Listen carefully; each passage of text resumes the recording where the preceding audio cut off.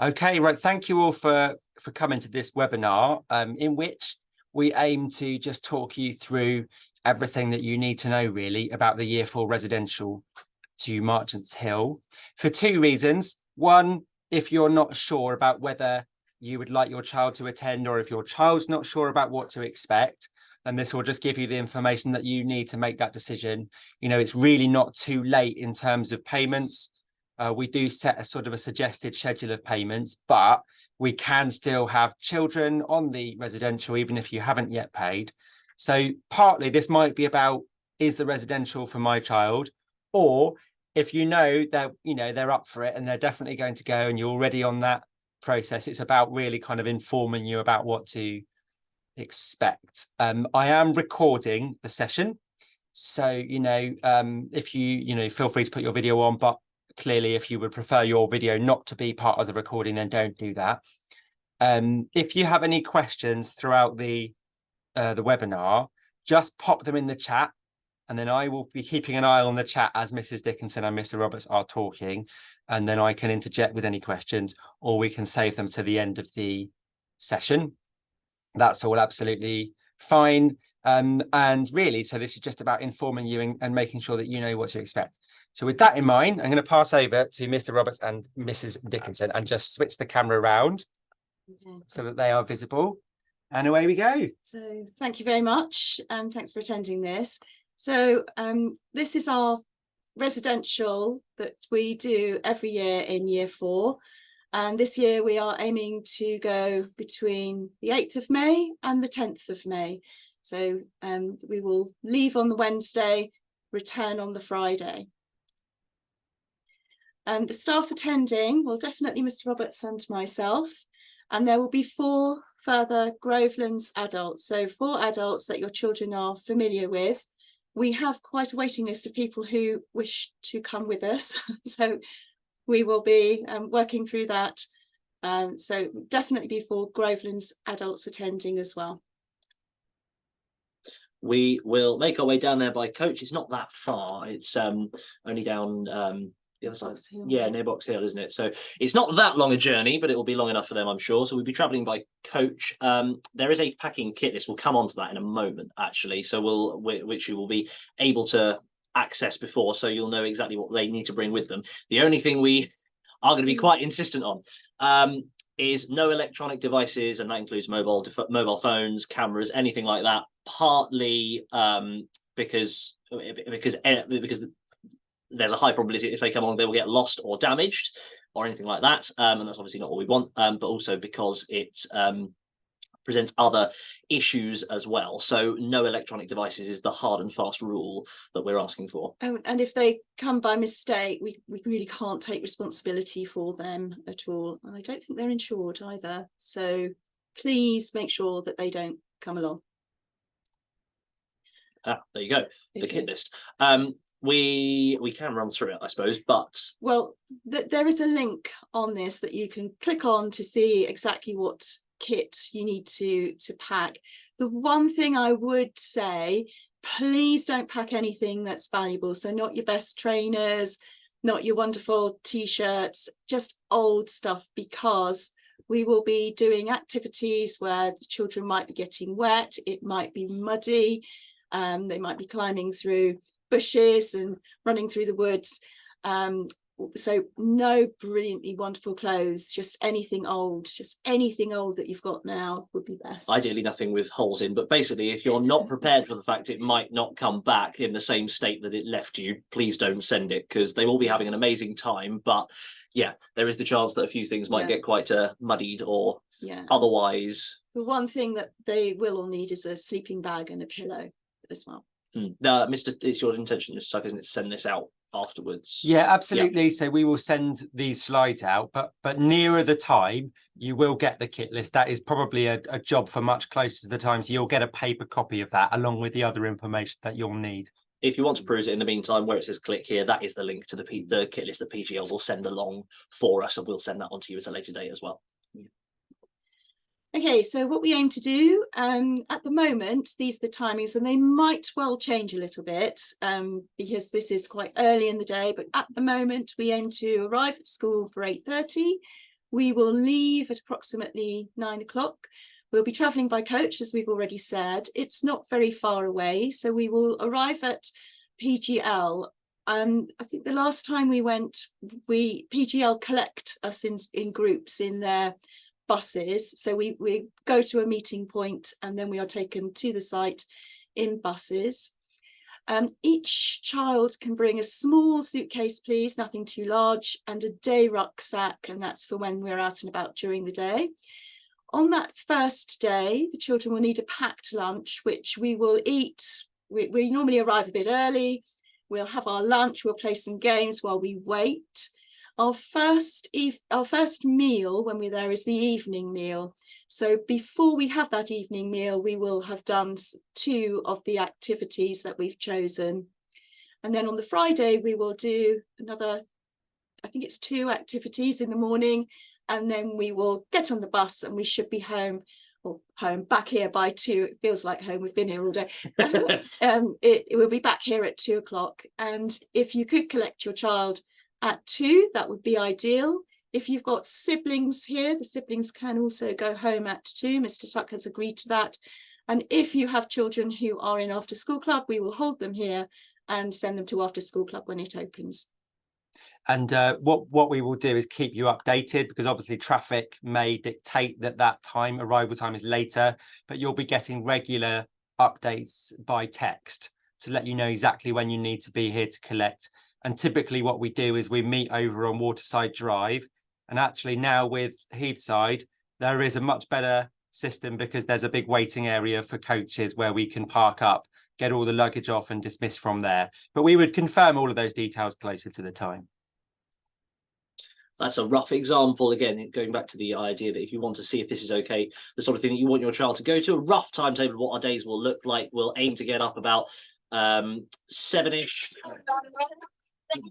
We'll aim to get up about 7-ish and have and get all prepared for the day with a lovely breakfast. We've got a menu to show you in a moment. It does look very, very nice indeed.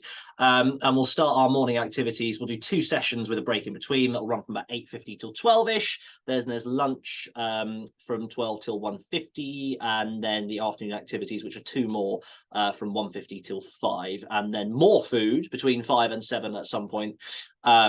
And then we'll have an evening activity of some form, which could include, we're not guaranteed to do this, we've still got to decide and finalise exactly what we're doing, and that will depend partly on PGL's availability as well, which will include things like discos, campfires, quizzes, that sort of thing, evening entertainment of some form. And we'll go to bed, or aim to go to bed, at some point between 9 and 9:30, because I'm sure they'll all be very tired by that point. They will be very tired. They'll need their energy for the following day. Okay, so the sorts of activities that we are hoping to include, we're still deciding, and we also have to check with PGL nearer the time as to which ones are available. But they are guaranteed to be fun, and the children will be doing those activities in groups. So we'll do like a carousel of activities. There's a giant swing. Some of those are very small. I can't read them. Can you see those small words? I can try, but on the sample timetable, there's things like archery or fencing. The giant swing, as Mrs. Dickinson said, seems to be something that sticks in the memory, because we had year 5 last year, and it was something they didn't stop talking about for most of the year, so they clearly enjoyed it. There might be hiking or climbing. There's other small. We've got a more detailed list of activities in a moment, but this is how they will roughly fit together on the day. And every child will get the opportunity to do every activity that we have picked, just not necessarily all at the same time. And what I will say, just leaning in here, showing a picture, is that there are some children who are really adventurous and want to do everything, no problem.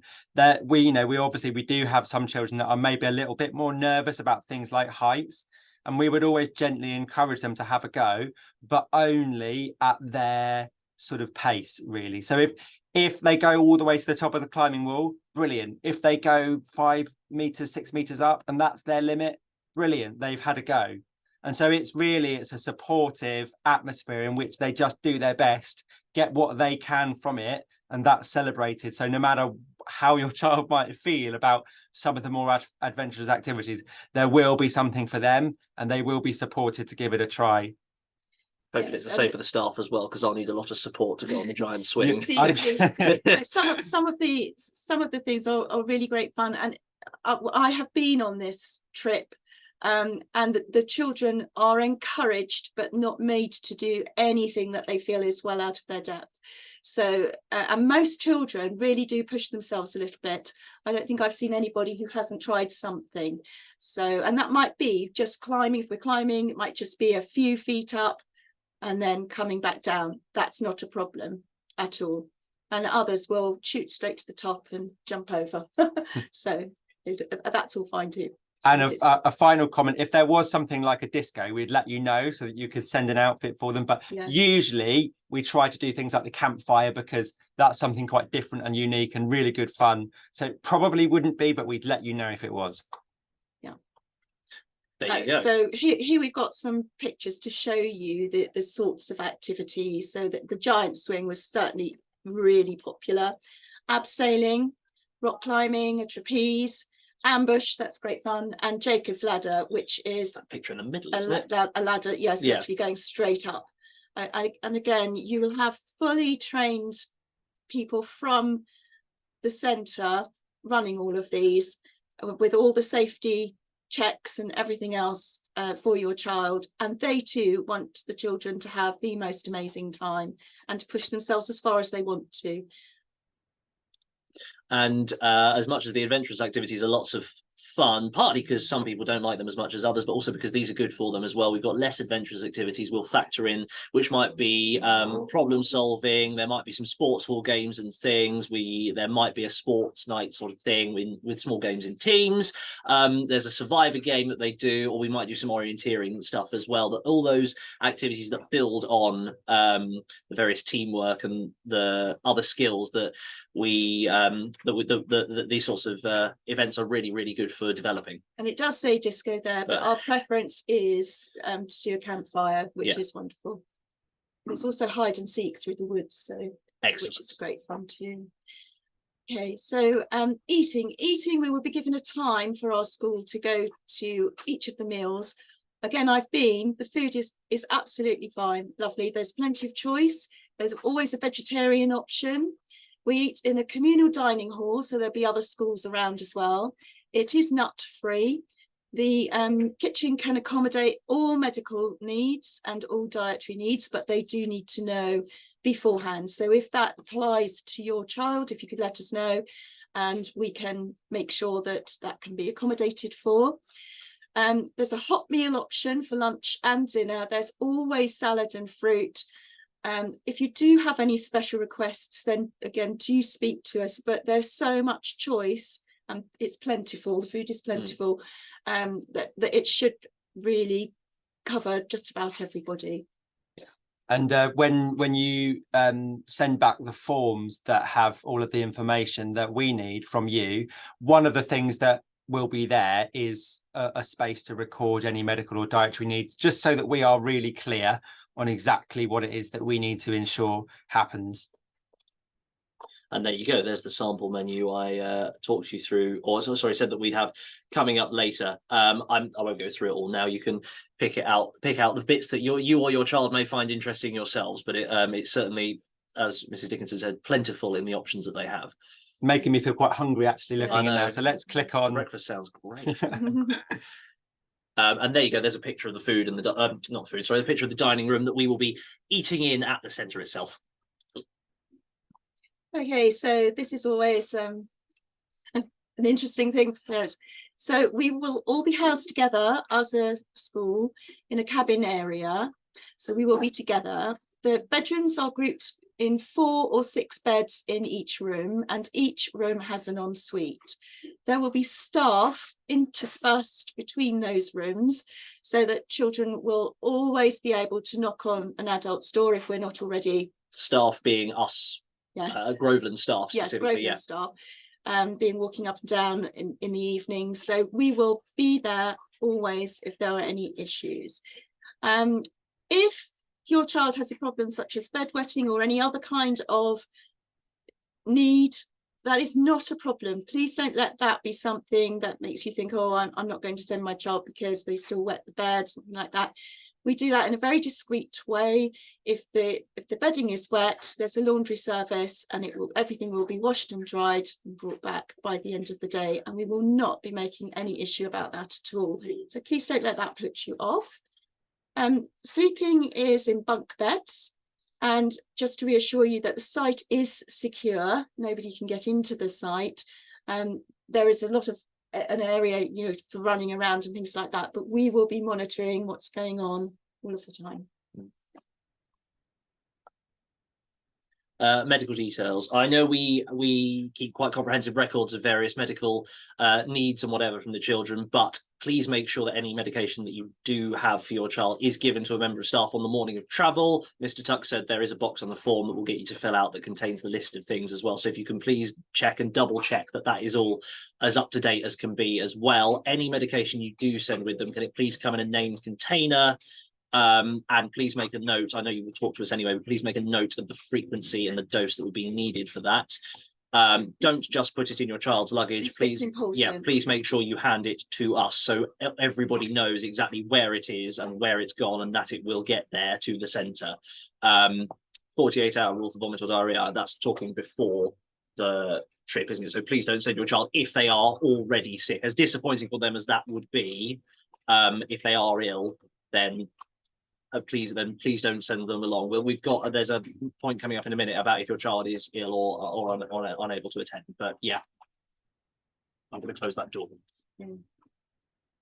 Okay, so if your child is ill, it is your responsibility to bring them to or from PGL. So if they've had vomiting and diarrhea and we are away, they can still take part in some sessions. If you could get them to us at PGL, we're not that far, then that is absolutely fine, so they don't miss out on everything. There will always be a first aider responsible. We're all first aid trained, and so are all the PGL staff. We will be asking for permission to give Calpol if children have headaches and things like that. And the nearest hospital is actually 20 minutes away. We're really hoping that we don't need the hospital, but it's 20 minutes away should we need it. If you need to contact us, you'll be able to contact us via the school. They'll keep you informed about our travel and our safe arrival via text. We'll provide daily updates regarding the activities and stuff, so you know that they're all getting on okay. And the school knows that everything is well down there. Once on site, if we need to, we can contact you via the school office, and you can contact us likewise if you need to as well. But just like being at school, to be fair, if everything goes through the office, then we can keep track of all the different requests or questions or needs as and when they arise. But please, could you just contact us only in an emergency, because we won't be able to respond to just general "how are you getting on" questions. Yeah. And if you were to have obviously any kind of emergency out of hours, you can email me about it. I will be checking my emails right up until sort of the late evening. So if there was something you really needed to get into contact with with the staff about, that was a particular emergency for you, you would be able to email me to get a response. Otherwise, during the school day, you can contact the office and they will help. In terms of the updates, what we tend to do on this trip is give you an update on arrival at Marchants Hill on the Wednesday, and then on the Thursday there would be a morning and an evening update, and then on the Friday there'd be a morning update, and then we would just keep you updated about the ETA for getting back. So that's the frequency of updates that you can expect.